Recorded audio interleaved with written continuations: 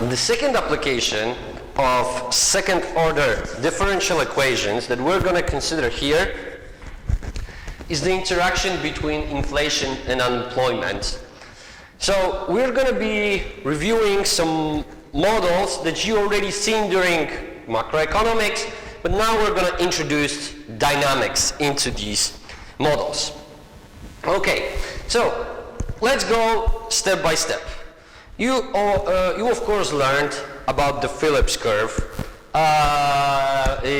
discovered so the relationship between originally between wages and unemployment discovered by Arthur Phillips, and this relationship could be described in the following way: that wages are some function of unemployment where f prime is lower than 0, u is unemployment, and w is the growth rate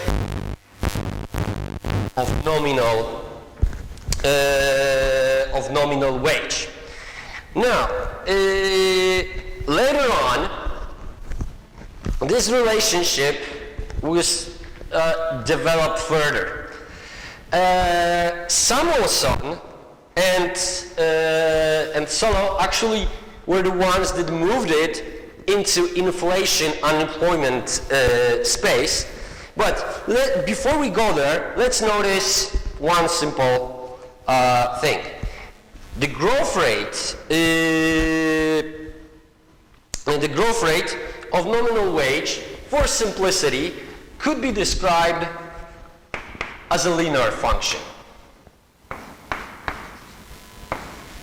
where both alpha and beta are some positive parameters. We see clearly here that the relationship between the two is negative. Now, the question is, how does wages translate into prices? Well, here we can see that growth rate of prices should be positively related to growth rate of nominal wages, but negatively related to growth rate of technological progress or productivity growth.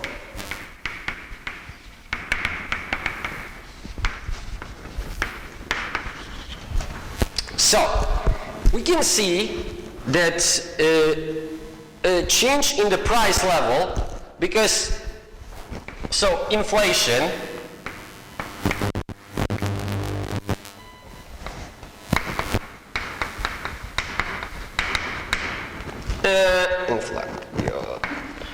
and P is price level. The change in the price, the inflation depends on growth rate of nominal wages and, for us, given exogenously, growth rate of technological progress. Now, knowing this, we can simply substitute from one equation, from the previous equation to this one, to obtain that prices, that growth rate of prices, so inflation, is equal to alpha minus growth rate of productivity minus beta times unemployment.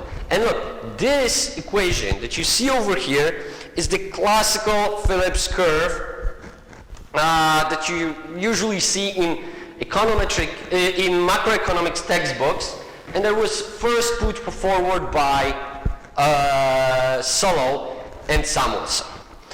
Okay, but as you also probably know very well from a macroeconomics class, this view of the relationship between inflation and unemployment didn't last very long. In 1969, Milton Friedman and Helmut Phelps changed it significantly by introducing expectations into this equation. Of course, you can find the elaborations on it earlier. For example, Hayek in Constitution of Freedom were describing the role of expectations for exactly this equation associated with wage bargaining. But what was the main thing to be introduced to by Milton Friedman and Edmund Phelps was the fact that we need to take into consideration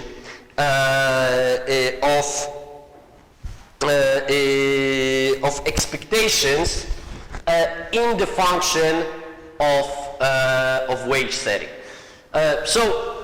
Associated with nominal wage growth. So let's just say that pi from this point on denotes expected inflation. Now, expected inflation. So where do we need to introduce it? Well, into wage equation. In general,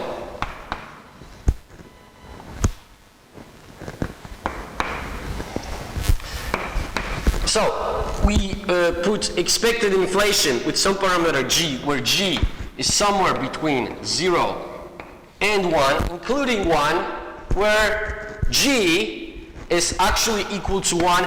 We have a case of horizontal Phillips curve, but about this a little bit later. Okay, so look, knowing that now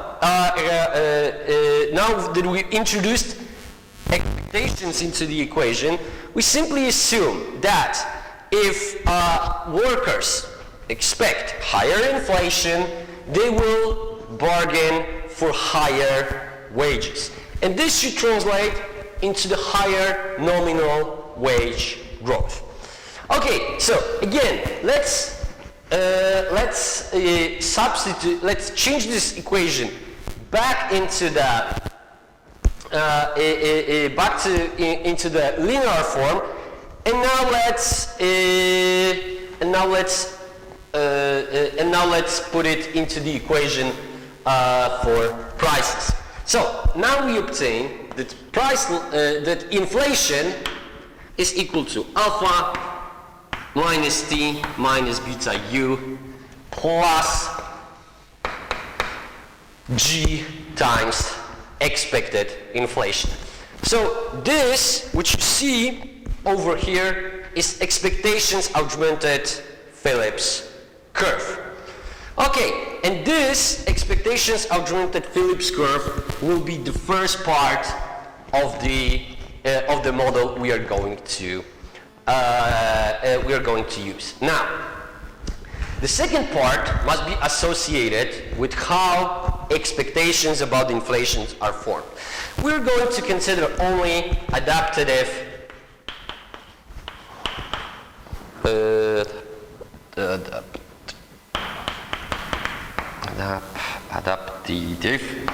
expectations.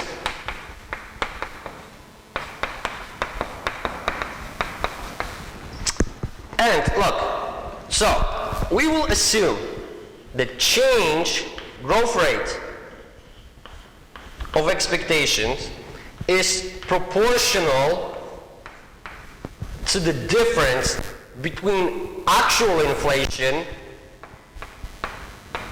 and expected inflation, with J being bigger than, with parameter J being, between 0 and 1.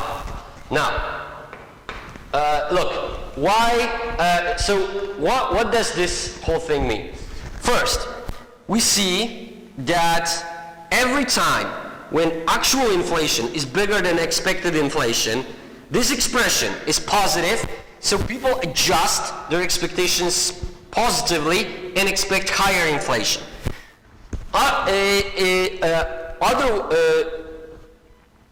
In the other situation, so when expected inflation is actually bigger than actual inflation, the economic agents adjust their inflation expectations downwards, and they expect lower inflation in the future. Well, why J is between 0 and 1? Well, it definitely needs to be positive to reflect the relationship. But look, adaptive expectations assume that only part of deviation of actual inflation from the expected one is translated to the expectations about the future. So, in the corners case, with J equal to 1, the entire difference is translated into the future expectations, but generally we are simply assume that some part of this deviation is then translated to the prediction. Okay, and this will be the second equation in our model. Now let's turn to the third one.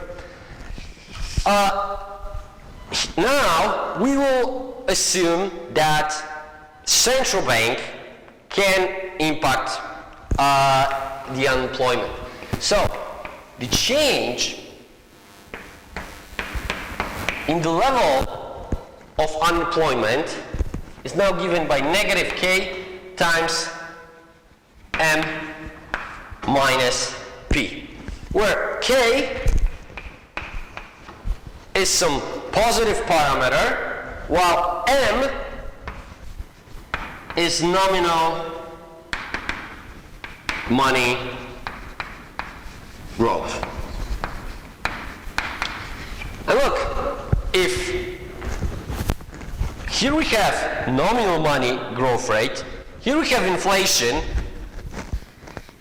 but this must be real money growth. So basically, our last part of our model assumes that central bank can influence unemployment by increasing real money supply. But of course, look, in this case, central bank can increase only nominal money supply, so increasing inflation will be diminishing this impact. Okay, so now we have all three equations we needed. So the complete model is given by this set of three simultaneous equations.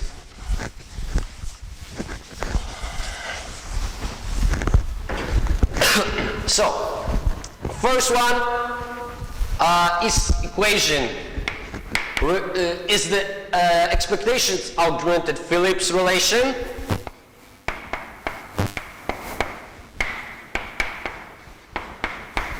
The second one is equation describing adaptive expectations.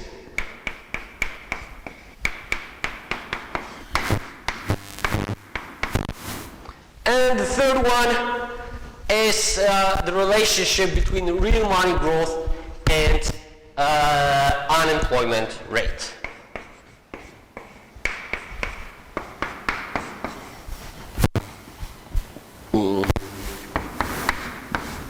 Okay, and look, now what we need to do is to contain this entire system of three simultaneous equations into one single equation. Look, we can do it for three different variables: inflation, unemployment, and expected inflation.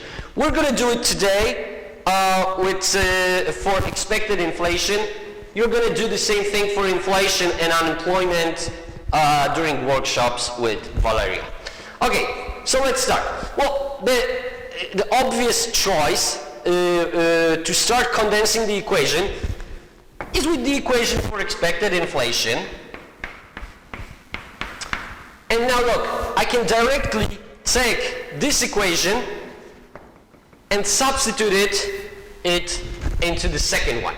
So as a result, I'm obtaining that this is J times alpha minus t minus j beta u plus j plus jg pi and minus j pi. Okay, so combining those two last expressions, we are obtaining the d pi dt is equal to j alpha minus t minus j beta u minus j1 minus g pi. Okay, and look, we definitely want to have second order differential equation. So what should we do here? Let's differentiate this equation, again with respect to time. So the second derivative here, this is a constant gone in differentiation. We differentiate u, so we've got negative j beta d u d t, and we differentiate pi minus j1 minus g d pi d t. Okay, so what should we do next? Well, we still don't have all of the information from the model. We just use the first two equations. So now is the time to introduce equation number 3, and we substitute it over here. And we get that this is d squared by dt squared equals to negative and negative cancel each other out. So we've got this is j, k, beta, m. Then we have minus, minus, and minus. So minus j, k, beta, p. And of course minus j1 minus g d, p, d, t. And look, now at this moment, this equation contains the entire information from the model, because now we can clearly see that this equation utilized, in order to obtain this equation, we needed to utilize all three equations. Okay, so what is left? Well, we still have p over here. We do not like it because we want an entire equation with pi alone. So let's calculate p out of the expected inflation equation. So we get that this is that p minus pi is equal 1 over j d pi dt. And look, now I can just slip pi on the other hand side, and we have another expression for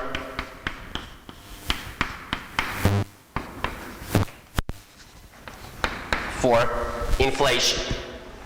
Okay, now we can substitute it into this equation.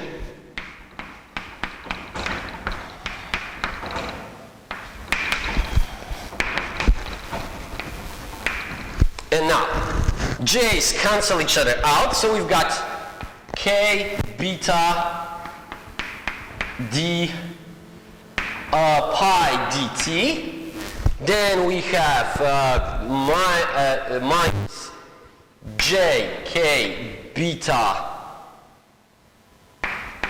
pi minus j1 minus g d pi dt. All we've got to do now is to organize it in a way that is more familiar to us. So let's put all expressions with pi or derivatives pi on the left hand side of the equation. So we've got square equals to plus. Now those two go to the other side and we change their signs. So we get k beta plus j1 minus g d p d t plus j k beta pi, and it's equal to jk beta m. Okay, and look, what do we have here? This is a second order differential equations with for expected inflation alone, and this is our A1, this is our A2, this is our B. So now, let's start by finding intertemporal equilibrium. So, pi p, so particular integral for expected inflation is b over a2. So this is jk beta m over jk beta, which gives us m. And look, what do we learn from this? In the long run or medium run, depending on how which textbook your teacher used. So generally, after period of adjustment, the level of expected inflation should converge, as long as the model is dynamically stable, to the growth rate of money supply. So in the long run, we can say that expected inflation is given by the growth rate of money, nominal money supply. Okay, so now we know what is the intertemporal equilibrium of this model. So maybe now we should check if this intertemporal equilibrium is stable. And look, again, we need to consider cases. Let's start with case number 1. So, in case number 1, we've got distinct roots, which in our case implies that that k beta plus j1 minus g square is bigger than 4 jk beta. And look, in this scenario, the roots are given by negative k beta plus j1 minus 1 minus g. Let's take, let's take negative 2 out of the parentheses, so it will be easier in terms of interpretation. Okay, and look now, all these parameters are positive or equal to 0. So g is between 0 and 1, so we can be sure that this is positive. So we know that the first part is definitely positive. So now we have plus minus square root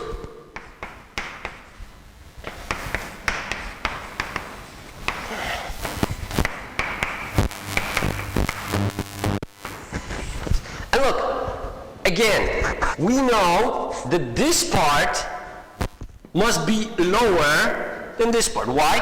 Because this is positive, so we subtract this from this, we obtain number that is lower in absolute value than this number. If we subtract the number, we will of course obtain a positive number, right? But so look, what do we have here? Here we have minus up front, right? This is definitely positive, so this part must be negative. Now we add number that is bigger, that is smaller in absolute value. It means that this number will still be negative. And if we subtract, we get even lower number. Look, it's the same as we had previously with the model with price expectations. Basically, again, we are arriving at a situation that number that we've got here, negative a1 over 2 is somewhere over here. One root must be the bigger root must be somewhere over here, the smaller root must be over here. Both roots are negative. So in this case we have dynamic stability. Now let's move to case number 2. In case number 2, those two expressions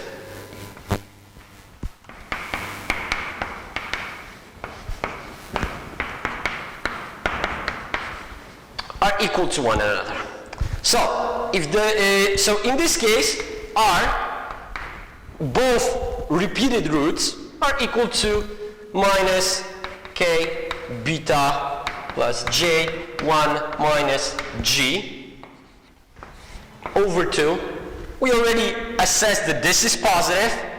It has minus up front. It must be negative. Again, we have dynamic stability. And finally, in case number 3,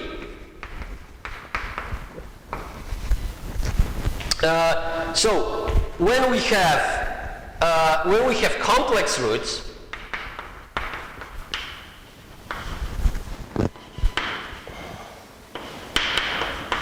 look, in this case, if we are obtaining the complex roots, they have the following form. But we remember that the convergence depends solely on the real part of the complex number. So on this part. And look, h is equal to r, because this is simply negative a over 2, which we can be sure that is negative. So look, regardless of the case we are arriving at, whether this is case number 1, case number 2, or case number 3, we always obtain both, dynamic stability. Here we have both roots negative, repeated root that is negative, and complex root with negative real part. So what we learn from this is that in the long run, expectations converge to the growth rate of money